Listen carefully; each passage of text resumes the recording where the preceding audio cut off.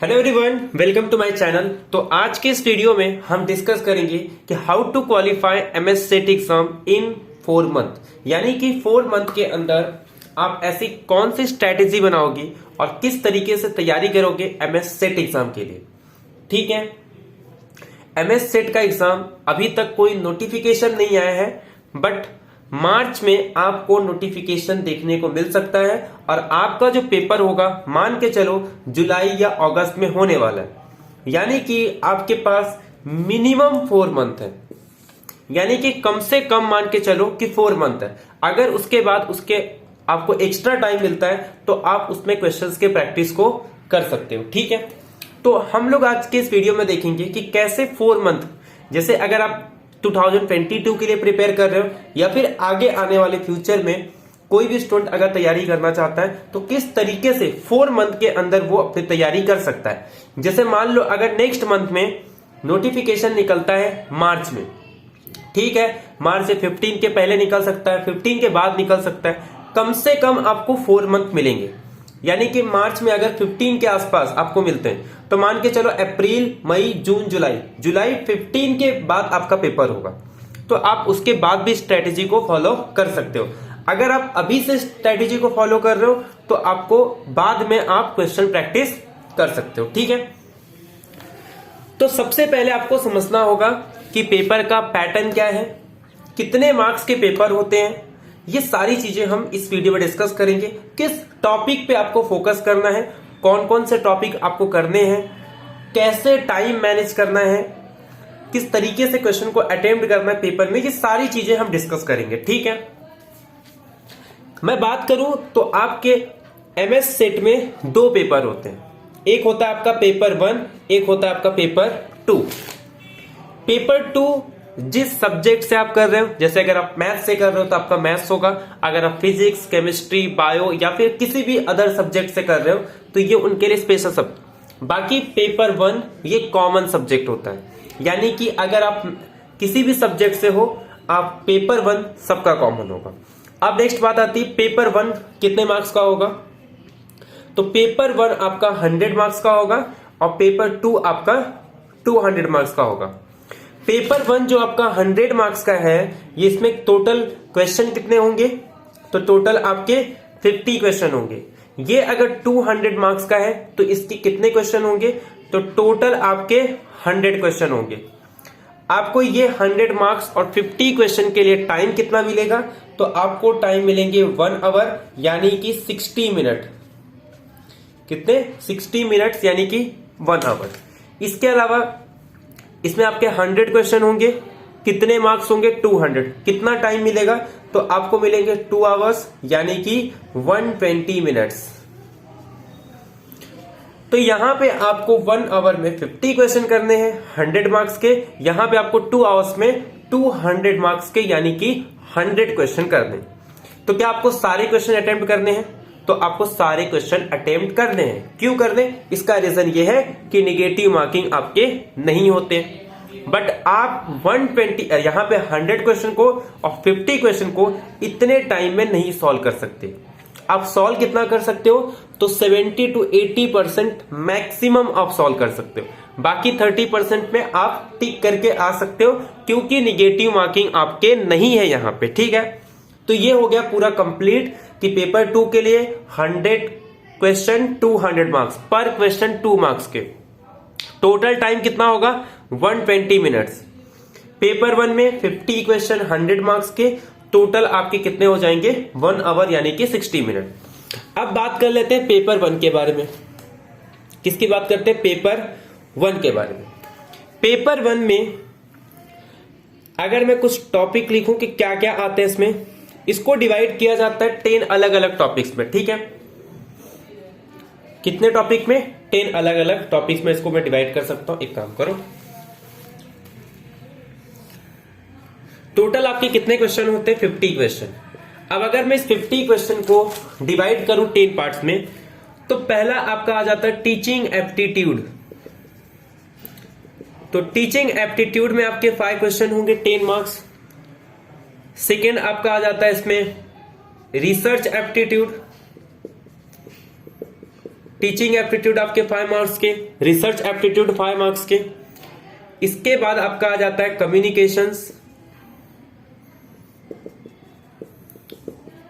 ये भी आपके 5 क्वेश्चन होते हैं।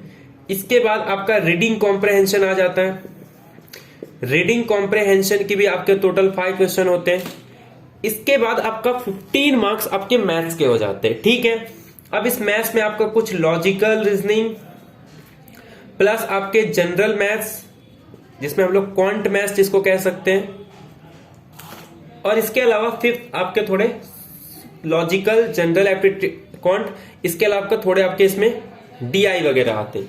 तो ये आपका टोटल 15 क्वेश्चन आते हैं आपके, यानी कि जो मैथ्स से रिलेटेड है, logic, reasoning, general quant maths, इसके अलावा डीआई, इस टाइप के आपके 15 क्वेश्चन। एक दो क्वेश्चन आपके नंबर थ्योरी के होते हैं, अगर उनको हटा दिया जाए तो 13 क्वेश्चन बहुत सिंपल होते हैं, ठीक है।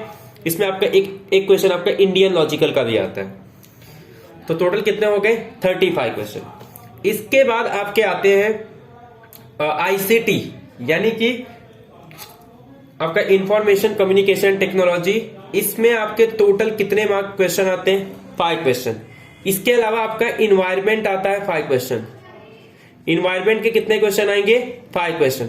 और सबसे लास्ट में आपका आता है आईसीटी हो गया, इन्वायरमेंट, रिसर्च एप्टीट्यूड, आपका हायर एजुकेशन।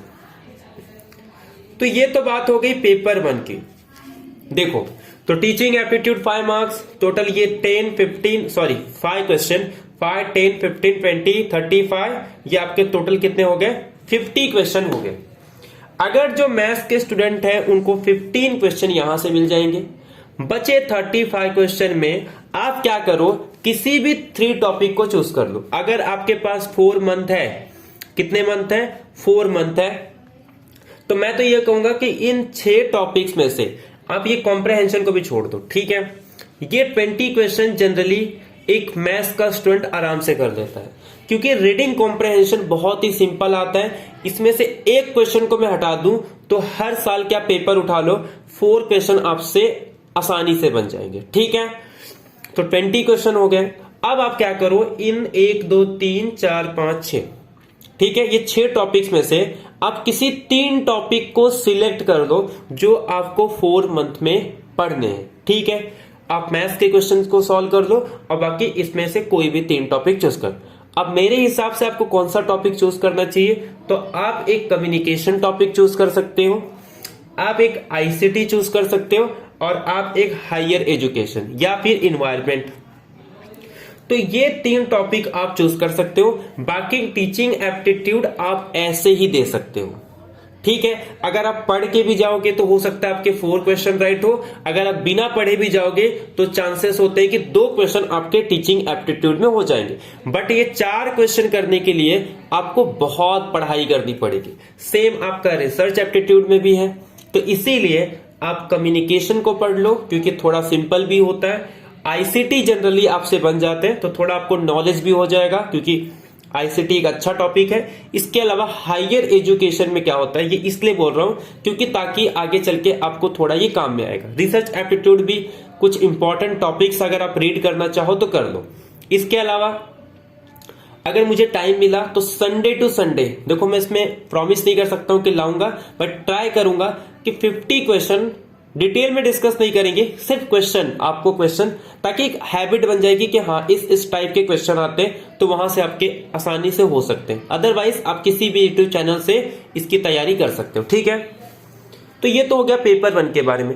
अब बात आती है कि पेपर 1 में आपके कितने मार्क्स आने चाहिए। देखो अगर आप डायरेक्ट भी जाओगे तो मैं ये कहूंगा कि आपके 20 से 25 क्वेश्चन भी हो गए तो ठीक है, लेकिन आपके पास कितने मंथ है? Total 4 month. अगर आप अभी से पेपर 1 की तैयारी करो, मैं गारंटी दे रहा हूं कि आपके 30 से 35 क्वेश्चन पेपर 1 में आराम से बन जाएंगे, ठीक है। क्योंकि जो 3 टॉपिक मैंने सिलेक्ट करने के लिए कहा वो कर लो, मैथ्स के आपके आसानी से बन जाएंगे, आपका कॉम्प्रहेंशन से भी बन जाता है, और बाकी जो 15 मार्क्स है वहां से भी आपके 4 से 5 क्वेश्चन आसानी से बन जाते हैं, ठीक है। तो आपको क्या करना है, अभी से तैयारी करोगे। जैसे अगर मान लो आपका मैथ्स इतना अच्छा नहीं है, आपसे इतनी अच्छी तैयारी नहीं हुई, तो आपका पेपर 1 काफी इंपॉर्टेंट रोल प्ले करता है उन स्टूडेंट्स के लिए जिनका बेसिक इतना अच्छा नहीं है, उन्होंने अभी से तैयारी स्टार्ट किया। जैसे मान लो उनका एमएससी इतना अच्छा नहीं गया और वो अभी अभी एमएस सेट की तैयारी स्टार्ट कर रहे हैं, ठीक है, तो उनको सबसे पहले क्या करना है, पेपर 1 पे थोड़ा ध्यान देना है कि कहीं अगर मान लो मैथ्स में ऊपर नीचे हो गया तो पेपर 1 वहां पे बहुत इंपॉर्टेंट रोल प्ले करता है। क्योंकि अगर आप एक ओपन या जनरल कैटेगरी से हो तो आपके कट ऑफ काफी हाई चले जाते हैं। तो मैथ्स में अगर आपका कम ज्यादा है तो कितना ज्यादा लाओगे मैथ्स में, क्योंकि सब कुछ आने के बाद भी आप मैथ्स के सारे क्वेश्चन अटेम्प्ट कर पाओ, ये सबसे बड़ा क्वेश्चन है, ठीक है। तो एक बात तो आपको ये ध्यान रखनी है कि पेपर 1 में थोड़ा ध्यान देना होगा अगर आप अभी से तैयारी कर रहे हो, ठीक है, ठीक है। तो अभी से आपको क्या करना है, पेपर 1 पे थोड़ा बहुत ध्यान देना है, ठीक है। अगर आप एक एक घंटे भी डेली देते हो, मैंने लास्ट टाइम भी कहा था कि अगर आप ज्यादा नहीं डेली अगर 1 घंटे भी देते हो तो आपका 35+ आसानी से आ जाएगा, ठीक है, यहां तक कोई दिक्कत नहीं। तो मैं मान के चल रहा हूं टारगेट मिनिमम आपका 35+ होना चाहिए, कम से कम आपको 30+ लाने हैं, यानी कि 60 मार्क्स में।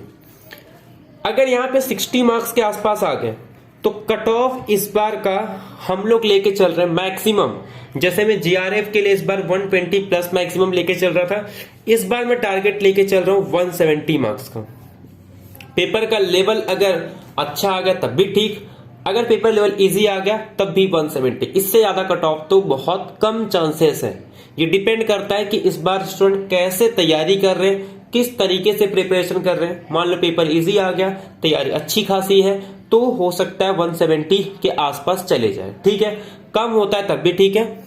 तो हम क्या चलेंगे, टारगेट मान के चलेंगे कि 60 इसमें और 120+ मान के चलेंगे हम पेपर 2 में।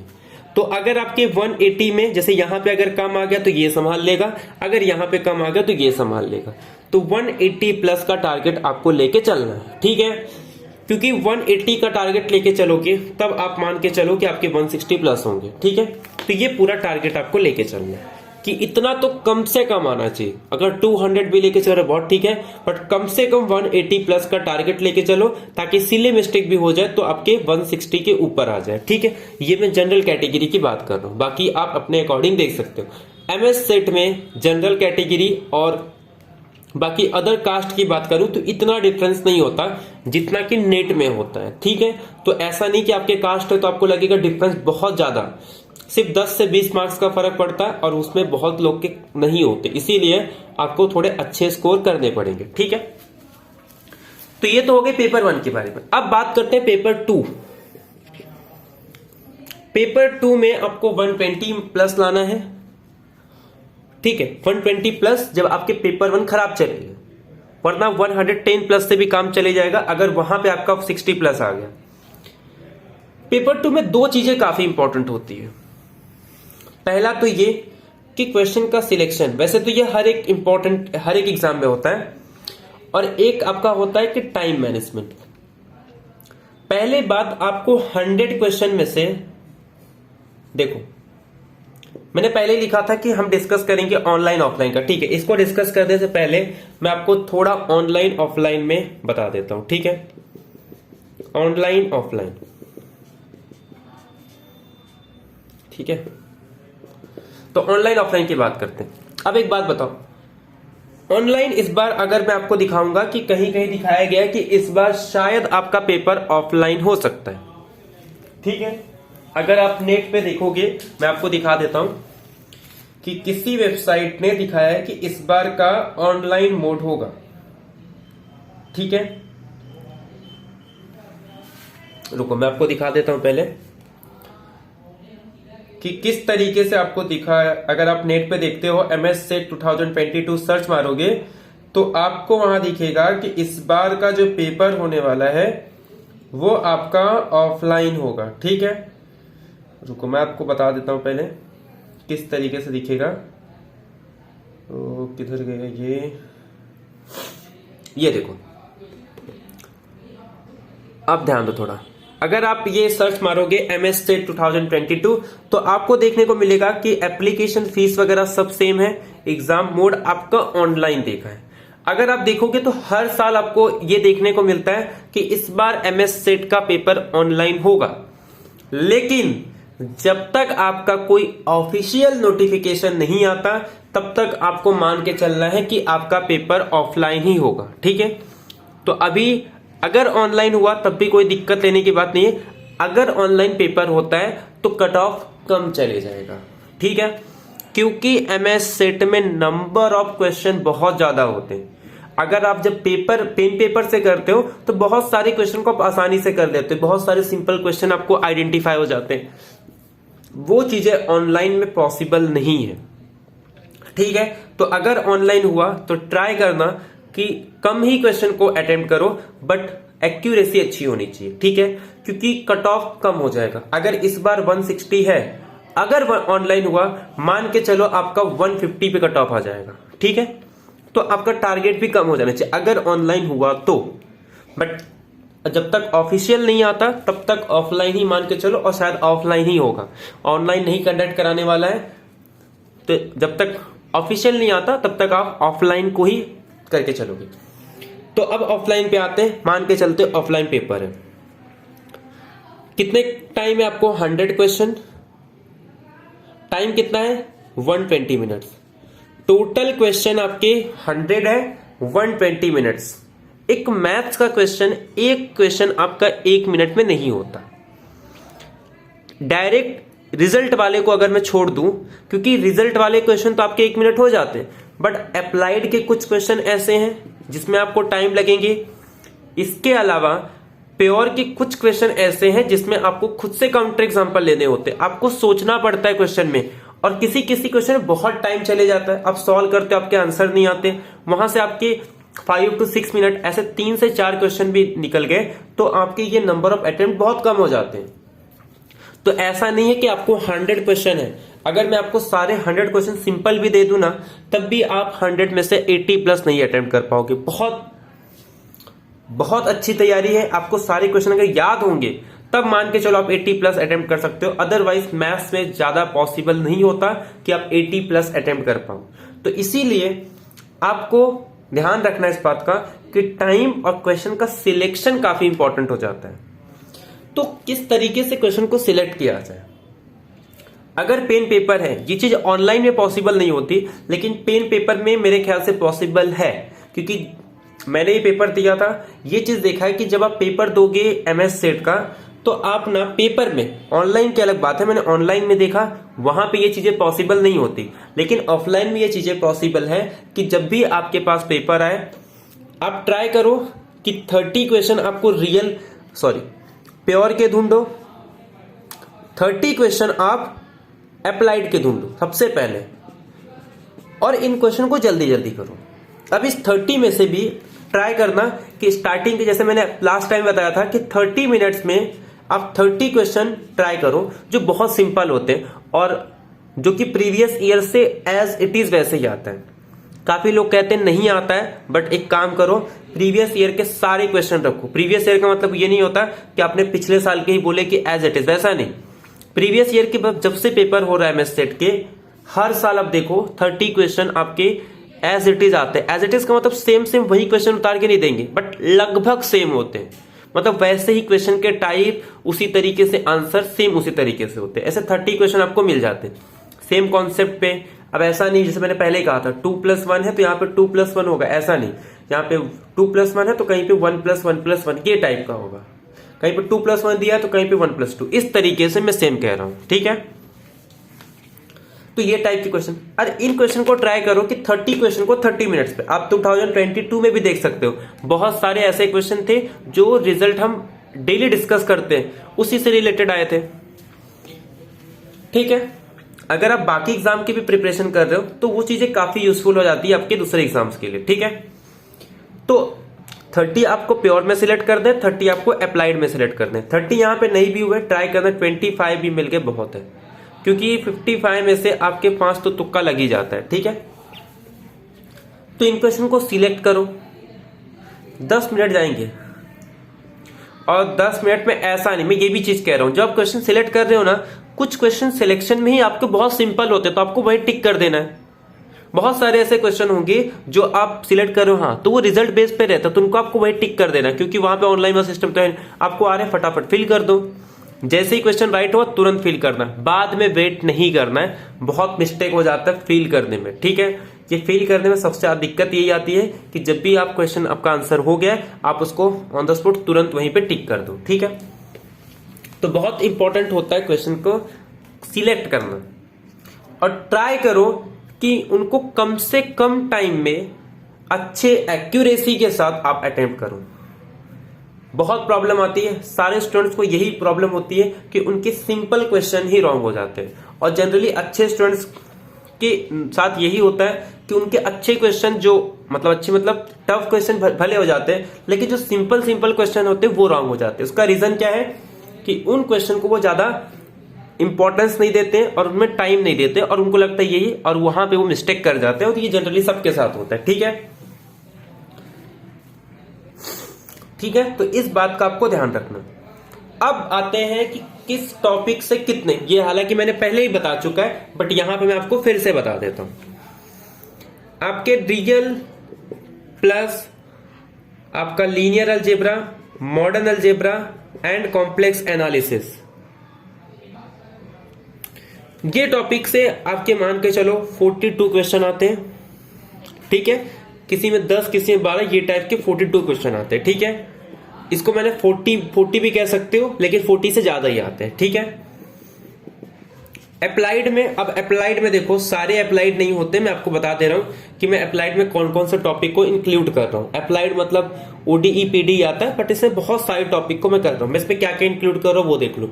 सारे टॉपिक अप्लाइड के ही नहीं है, बट मैंने उनको जो इसके अलावा नहीं, मतलब जो ये टॉपिक है इनको छोड़ के को मैं इंक्लूड कर रहा हूं अप्लाइड में।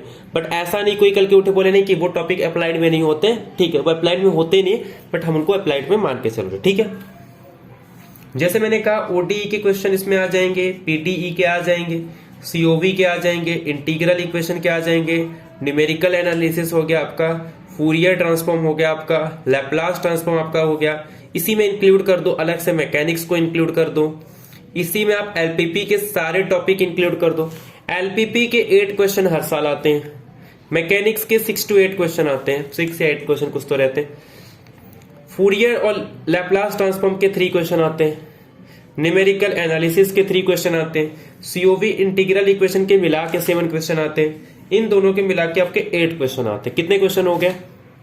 8 + 7 15, 18 3 21, और ये आपका 40 35 या फिर कुछ 36 37 क्वेश्चन आते हैं। ठीक है, तो यानी कि यहां से आपके कितने क्वेश्चन आते हैं? 38 क्वेश्चन। इसी में और भी इंक्लूड कर लो।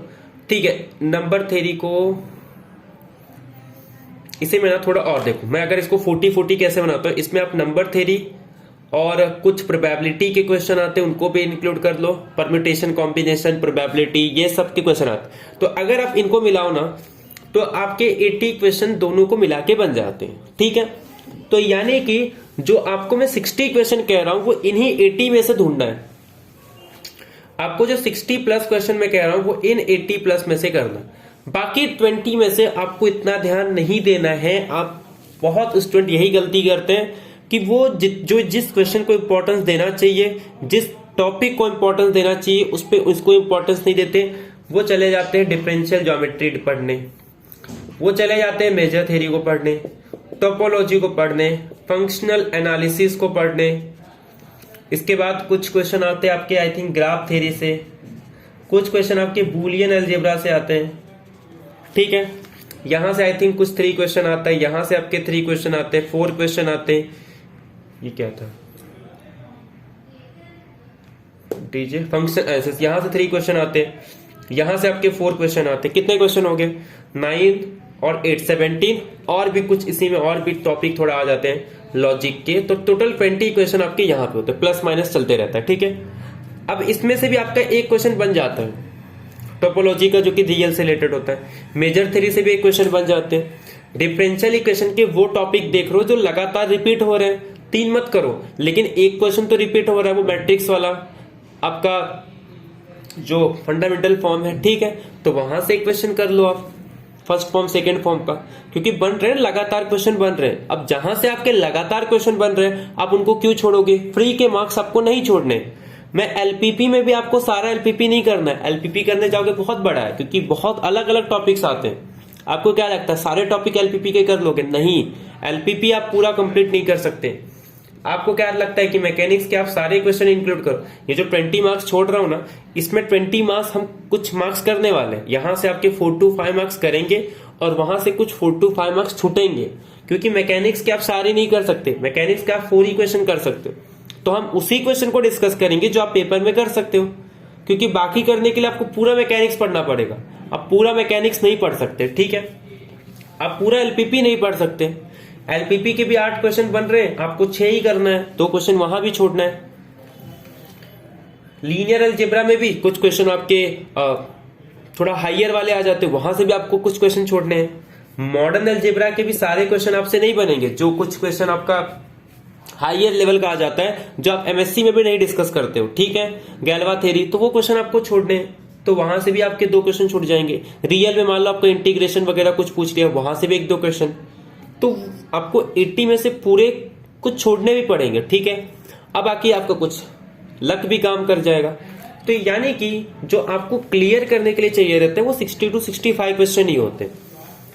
और दूसरी बात, एमएस सेट में रैंक नहीं होता, तो ऐसा भी नहीं कि आपको सारे टॉपिक अच्छे से आने चाहिए। कुछ टॉपिक को अच्छा कर लो, कुछ टॉपिक को सिर्फ ये मान के चलो कि एग्जाम क्लियर करना है, क्योंकि एमएस सेट में सिर्फ क्वालिफाई और नॉट क्वालिफाइड इंपॉर्टेंट होता है।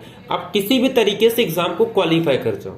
बाकी आपको जो अदर पेपर्स के लिए मैं यही कहता हूं, आपको जो दिमाग लगाना किसी एक पर्टिकुलर टॉपिक में दिमाग लगाओ पीएचडी के लिए, या फिर आप लेक्चरशिप के लिए कर रहे हो, तो आपका इंपॉर्टेंस सिर्फ क्वालिफाई करना होना चाहिए, ठीक है? तो इस बात को ध्यान में रखते हुए आपको पूरी तैयारी करनी है। आपके पास 4 मंथ है। अब देखो, मैं आपको थोड़ा बैच के बारे में बता देता हूं, उसी के अकॉर्डिंग आप अगर खुद कर रहे हो सेल्फ स्टडी, तो आप उसी के अकॉर्डिंग कर सकते हो। सबसे पहले आपको एक चीज लेके चलना है। एक तो आपको 4 मंथ है, तो आप थ्योरी को लेके चलो, और सबसे इंपॉर्टेंट होता है एमएस सेट के एग्जाम में प्रीवियस ईयर के क्वेश्चन, ठीक है? आपको अप्लाइड और प्योर को अलग लेके नहीं चलना, दोनों को साथ साथ में लेके चलना है, ठीक है? आप अप्लाइड प्लस प्योर को लेके चलो, ठीक है? अब अप्लाइड और प्योर को लेके चलोगे तो ऐसा नहीं करना है कि आपको पूरे रियल खत्म कर देने हैं। आपको क्वेश्चन प्रैक्टिस में रहना है हमेशा। जैसे आपने अप्लाइड किया तो आप कोई एक टॉपिक ले लिया, आपने ओडीई, आपने रियल एनालिसिस ले ली, ठीक है? तो आपको देखो 4 मंथ में मेरे ख्याल से 120 डेज, अगर मैं इसको 7 से करूं तो 70 49, यानी कि आपको 17 वीक आते हैं, ठीक है? तो अब 17 वीक में आप क्या करोगे? 1 वीक आप ओडीई कर लो, रियल एनालिसिस का एक टॉपिक उठा लो। अब इसको पूरा कंप्लीट मत करो, आप क्या करो, इसी के साथ साथ आप पीडीई उठा लो। आप क्या करोगे, इसी में लीनियर अलजेब्रा स्टार्ट कर लोगे, और साथ ही साथ प्रीवियस ईयर के क्वेश्चन आपको सॉल्व करने। सिर्फ एमएस सेट के लिए नहीं, ऐसा तो है नहीं कि सिर्फ आप एमएस सेट के लिए तैयारी कर रहे हो। कुछ स्टूडेंट ऐसे भी होंगे जो जून 2021 के लिए, क्योंकि जिनका नेट हो गया तो वो शायद ही एमएस सेट की तैयारी कर रहे होंगे, तो इसका मतलब जो तैयारी कर रहे होंगे वो नेट का भी कर रहे होंगे। या फिर मान लो कुछ स्टूडेंट ऐसे हैं जिनका नेट हुआ फिर भी वो एमएस सेट की तैयारी कर रहे हैं, अच्छी बात है, लेकिन मोस्ट ऑफ स्टूडेंट ऐसे होंगे जो जून 2021 के लेकर। तो आपको प्रीवियस ईयर के सिर्फ नेट के सेट के नहीं करने, आपको साथ साथ नेट के करने हैं, आपको गेट के भी क्वेश्चन करने हैं जो सिंपल। आप पूरा गेट मत करने लगना, क्योंकि बहुत सारे टॉपिक यहाँ पे नहीं आते, तो आप गेट का पूरा मत करना, नेट के भी पूरे डिटेल में मत करना। अगर नेट के लिए कर रहे हो तो ठीक है, गेट के पूरे मत करना, क्योंकि गेट का आपका नेक्स्ट ईयर होगा। फिर ऐसे ओडीपीडी हो गया, आप सीओवी कर लो, आप इसी के साथ साथ आप मॉडर्न अलजेब्रा कर लो। ऐसे रियल को ज्यादा टाइम देना, ऐसे कॉम्प्लेक्स एनालिसिस आपका कम वीडियो में हो जाएगा, क्योंकि आप बहुत बार पढ़ चुके रहोगे और उन्हीं को रिपीट किया जाता है। आप इनमें डायरेक्ट आप प्रीवियस ईयर के क्वेश्चन सॉल्व कर सकते हो। कॉम्प्लेक्स में इतना थ्योरी करने की जरूरत नहीं पड़ती, आपके प्रीवियस ईयर से हो जाएंगे। थ्योरी आपका लीनियर अलजेब्रा और रियल एनालिसिस काफी, इसी को आप रिपीट कर दो। आप मैकेनिक्स डाल दो, फिर आप रियल को इंक्लूड कर लो, आप एलपीपी डाल दो, फिर रियल को इंक्लूड कर दो। यहाँ पे आपको थ्योरी नहीं पढ़ना है, प्रीवियस ईयर के अकॉर्डिंग आपको देखना है। पीडीई के पूरे कंप्लीट मत पढ़ना, क्योंकि अगर इसका कंप्लीट पढ़ने जाओगे बहुत टाइम चले जाए। आप प्रीवियस ईयर के टॉपिक देखो कि कहां से क्वेश्चन आ रहे हैं, उन्हीं टॉपिक को आप कर लो। सीओबी के कौन सा टॉपिक आ रहे वो डिस्कस कर लो, मैकेनिक्स के कौन सा टॉपिक आ रहे वो डिस्कस कर लो, एलपीपी के कौन सा टॉपिक आ रहे वो डिस्कस कर लो, ऐसे प्रोबेबिलिटी के देख लो, नंबर थ्योरी के देख लो और इनको डिटेल में डिस्कस करते रहो। ये सबसे इंपॉर्टेंट है, ठीक है। तो इस तरीके से आप इसको कर सकते हो। एक एक घंटे आप चाहो और ज्यादा नहीं, अगर आप 1 आवर प्रीवियस ईयर क्वेश्चन को प्रैक्टिस को दे रहे हो, 1 ईयर आप पेपर 1 को दे रहे हो, ये चाहो तो आप कम भी कर सकते हो, 30 मिनट्स भी कर दोगे तब भी बहुत है, क्योंकि 4 मंथ है, 30 मिनट्स इज इनफ, ठीक है। आपको 2 आवर थ्योरी में देना है, तो अगर आप 3.5 आवर्स देते हो, ठीक है, 3.5 आवर्स देते हो तो बहुत इनफ है ये। 4 मंथ अगर आप कंटिन्यूस चीज को फॉलो करते हो तो आपके लिए काफी इजीली आप क्लियर कर सकते हो। इसके अलावा प्रीवियस ईयर के क्वेश्चन आपको नहीं समझ में आ रही है, कुछ क्वेश्चन को किस तरीके से करना है, तो एमएस सेट का मैंने एक बैच स्टार्ट किया था, 45 कुछ तो था, आप देख सकते हो। वहां पे आपको प्रीवियस ईयर के बहुत सारे क्वेश्चन मिल जाएंगे, खासकर अप्लाइड के मैंने बहुत सारे क्वेश्चन डिस्कस किए हैं। 2020 के पूरे क्वेश्चन डिस्कस किए, 2021 के डिस्कस किए, 2020 के, 2019 के, 2018 के, अप्लाइड के तो मोस्टली मैंने सब डिस्कस कर लिए। तो इससे आपको ये आइडिया लग जाएगा, अगर आप न्यू स्टूडेंट हो, कि किस लेवल के क्वेश्चन पूछे जाते हैं, उनको कैसे आपको एग्जाम में अटेम्प्ट करना है, ठीक है। तो अब बात करते हैं, अगर आप मान लो पेड बैच ज्वाइन करते हो, ठीक है, तो पेड बैच जो अभी इसका अगर मैं बात करूं तो हमने इसको 2 पार्ट में लेके आए। पहला आपका मार्च और अप्रैल में होगा, 25 से आपका बैच स्टार्ट होगा। 1-2 दिन में हम देखेंगे कि कैसे आगे आपको करना है, इसके लिए प्रिपरेशन करना। उसके बाद से आपका मंडे से, यानी कि नेक्स्ट मंडे से आपका लेक्चर होना स्टार्ट हो जाएगा, ठीक है। अब इसमें 2 बैच मैंने स्टार्ट किया, एक आपका प्योर बैच है, एक आपका अप्लाइड है। इस चीज को क्लियर कर दो, कुछ लोग को ये डाउट हो रहा था कि अप्लाइड ही मतलब सिर्फ नेट में अप्लाइड ही कर ले तो हो जाएगा, सिर्फ प्योर कर लेंगे तो हो जाएगा, ऐसा नहीं है। एक्चुअली मैंने किया क्या है, इस चीज को ध्यान दो। क्या होता है कि लास्ट टाइम कुछ स्टूडेंट ऐसे थे जिनके प्योर काफी अच्छे थे, तो अब उनका प्योर हो चुका है, तो मैं उनको यही कहूंगा कि आप प्रीवियस ईयर के क्वेश्चन डिस्कस करो, आप फिर से बैच ज्वाइन करने कोई जरूरत नहीं, आप अप्लाइड का बैच ज्वाइन कर लो। कुछ स्टूडेंट ऐसे होंगे जिनका अप्लाइड अच्छा है, तो वो उनको बट प्योर के क्वेश्चन उनसे नहीं बनते, तो वो सिर्फ प्योर का ज्वाइन कर लो।